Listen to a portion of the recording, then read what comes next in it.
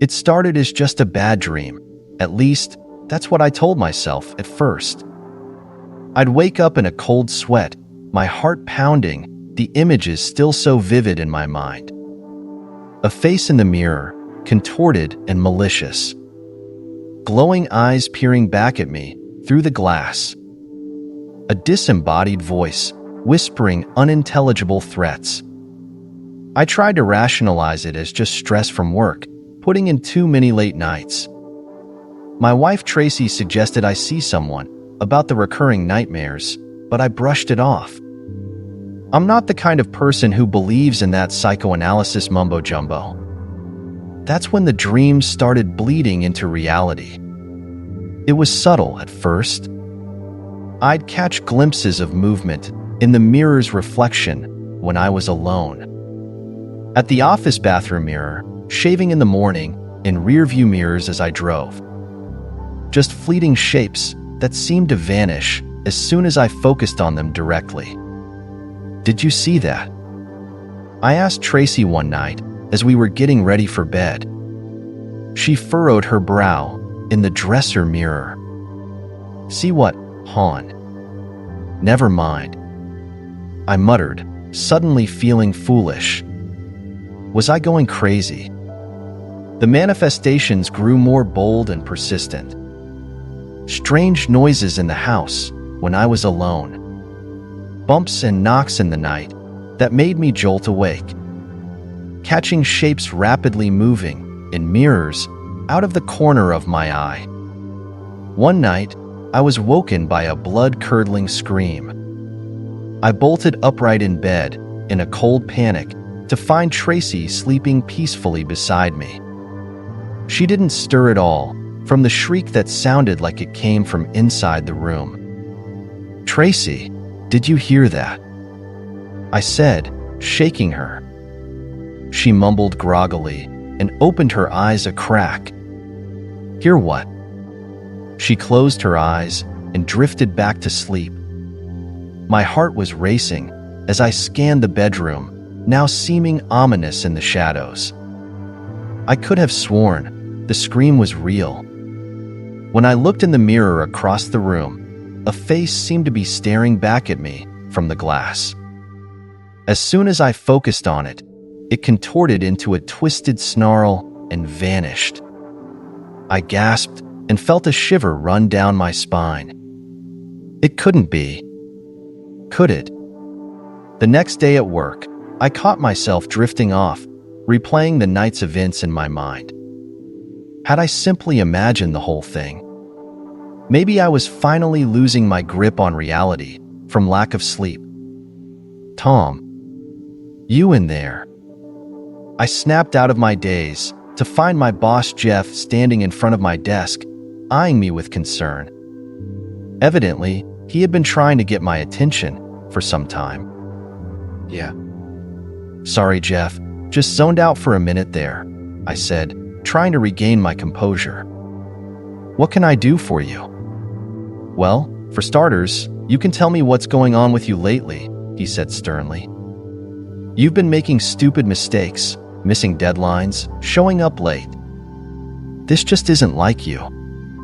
I opened my mouth to respond, but found myself at a loss for words. What could I possibly tell him? That I was being haunted by evil apparitions that only I could see and hear. That I was losing my mind. It's nothing, Jeff. Just having some sleeping issues is all. I'm fine, really, I lied. He gave me a doubtful look. "Well, you better get it together, Tom. We've got the Anderson account review next week, and their renewal is critical. I need you feeling 100%. "I understand." "I'm on it," I assured him. He lingered for a moment, studying me, then turned and walked away, shaking his head. That weekend, Tracy insisted we have a couple friends over for a small dinner party, a feeble attempt to get my mind off things, I suspect. Jamie and Lisa arrived around 7 p.m., and we all gathered in the living room, sipping drinks and making small talk. Tom hasn't been himself the last few weeks, Tracy said, with a sidelong glance at me. Have you noticed anything off about him? Jamie and Lisa exchanged a puzzled look. No, can't say that we have. What's going on, man? Jamie asked. I felt myself tense up, unsure how much to divulge. It's nothing, really. Just haven't been sleeping well lately. He claims he's been having really bad nightmares, Tracy added. But I think there's more to it than that. The four of us turned as a loud crash suddenly came from the kitchen. We froze, holding our breaths. What was that? Lisa whispered, after a long pause. Probably just the cats, knocking something over, I said, trying to brush it off. But part of me knew it was more than that. As we all stood up from our seats, a shrill, hair-raising screech rang out from the kitchen. A cry so unholy and blood-curdling that it made my skin crawl. We stood in stunned silence, too petrified to move. Then it came again, a deafening, ungodly wail that seemed to reverberate through the entire house. Oh my God, Tracy cried out, grabbing my arm. What is that? Jamie and Lisa looked towards the kitchen entrance with sheer terror on their faces. I felt rooted to the spot, my body going numb. Suddenly, an opaque, smoky black shape emerged and began drifting through the entrance towards us. It had no discernible form, just an ominous mist that seemed to slither across the floor. Jamie and Lisa screamed and backed away rapidly. What the hell is that thing? I don't know. I managed to cry out. The inky black fog continued sliding along the floor, directly towards me and Tracy. Get back, I yelled, pushing my wife behind me. As the dark entity closed in, it began rising up into a vaguely humanoid shape, growing taller and more menacing. That's when I saw the mirror image within it, a twisted, ghoulish face with sunken eyes and razor-sharp teeth, trapped inside the swirling nebula. Dear God!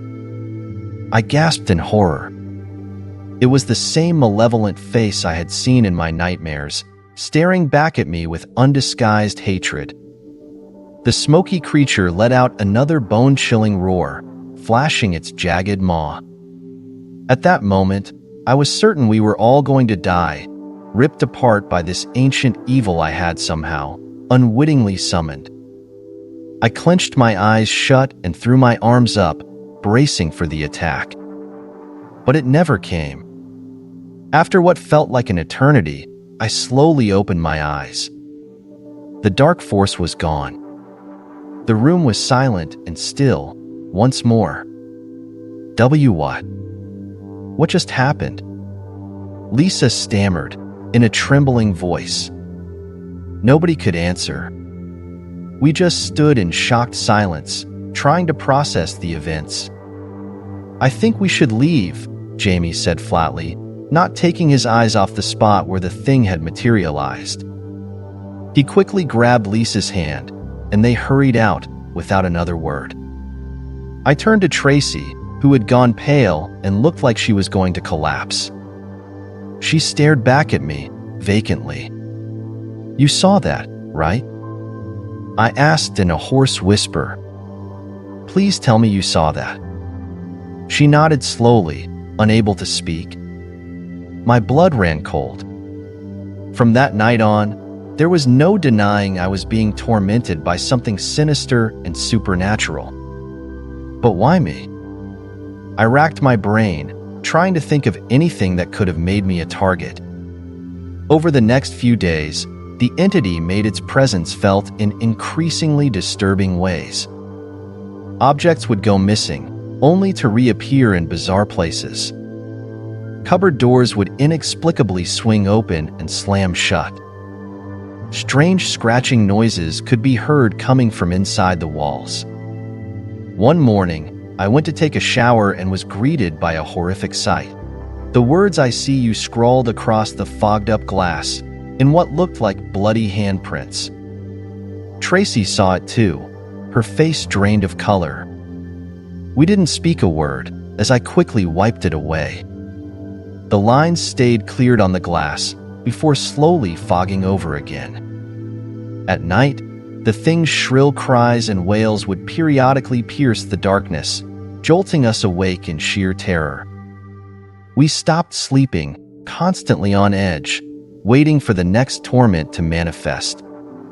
"We have to get help," Tracy said one morning, her eyes rimmed with dark circles. "Before this thing drives us completely insane." I knew she was right, but who could possibly help us? The authorities would think we had lost our minds. Then a thought occurred to me: my Uncle Mitch. He had always been into the occult and supernatural, collecting antique artifacts and tomes on the subject. If anyone might have answers, it would be him. I phoned Mitch that afternoon and quickly explained the situation, trying not to sound completely crazy. To my surprise, he didn't dismiss it as an overactive imagination. "I've heard of malicious entities attaching themselves to people or places before," he said gravely. "They're usually summoned by some sort of prompting, whether accidental or intentional. Have you recently obtained any unusual or antique objects?" "No, nothing." I racked my brain, then a terrible realization came over me. Wait. About 2 months ago, I bought an antique mirror to hang over our fireplace mantel. You don't think? There was a long pause on the other end. It's quite possible that mirror was a vessel for an imprisoned soul or demon. "Where did you get this mirror?" I explained that I had purchased it from an eccentric older man at an antique store who had wildly claimed it was over 200 years old and originally owned by a wealthy landowner. At the time, I had just chalked it up to him trying to ramp up the price. "You need to get rid of that mirror immediately," Mitch urged. "These entities can become incredibly violent and destructive if they're allowed to manifest fully. And you do not want to engage it directly under any circumstances." His words sent a chill down my spine. I agreed to gather up the mirror first thing in the morning and bring it over to him to dispose of properly. Maybe then, this nightmare would finally be over. That night, the sounds and torments were worse than ever. 3 a.m. rolled around, and neither Tracy nor I had slept a wink, lying in bed, rigid and petrified. That's when a sickeningly creepy childlike voice suddenly called out, in a sing-song whisper, "I know you're awake, Ake." The hairs on the back of my neck stood up, as the voice seemed to come from all directions. Then came a series of low, rumbling growls that built into a deafening roar all around us. At that point, a putrid stench filled the air, like rotting meat and sulfur. Tracy and I both gagged and covered our mouths. Suddenly, the hallway light outside our bedroom door flickered on, despite neither of us turning it on. What's happening?" Tracy cried out in a trembling voice. Just then, a dense black fog began creeping along the floor from the hallway, quickly filling the bedroom. Within moments, the swirling black cloud materialized directly in front of us, taking on a vaguely humanoid shape, nearly 7 feet tall. 2 sunken, glowing red eyes appeared within the roiling smoke. The stench was overwhelming, like we were surrounded by decay. Then, from within the floating entity, the twisted, demonic face pushed its way out and opened its mouth, letting out a scream of pure, unbridled rage. It felt like my eardrums were going to burst. I jolted upright in bed, the inhuman screeching still ringing in my ears. Tracy was frozen in sheer terror beside me. The towering shadowy form continued convulsing and contorting, seemingly struggling to fully take shape. its ghoulish face pushed further out of the roiling black mass, gnashing its razor-sharp teeth and glaring at us with those hellish red eyes.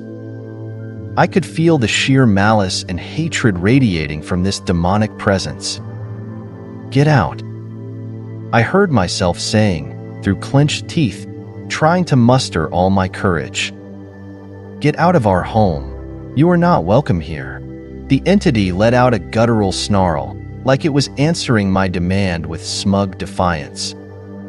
More inky black tentacles began whipping out from its body, thrashing around the room violently. One thick tendril lashed out and coiled around Tracy's neck, violently yanking her towards the nightmare form. She let out a blood-curdling scream as she was dragged across the bed. "Tracy," I cried out, grabbing her arms and trying desperately to pull her back. The powerful tentacle had an inversible grip, slowly constricting around her throat. Using all my strength, I tried in vain to pry the slimy appendage off her. It felt shockingly strong, like it was made of steel cables. As the vile creature pulled harder, slowly choking the life out of my wife, I knew I had to take drastic action. Either we would both end up dead, or worse.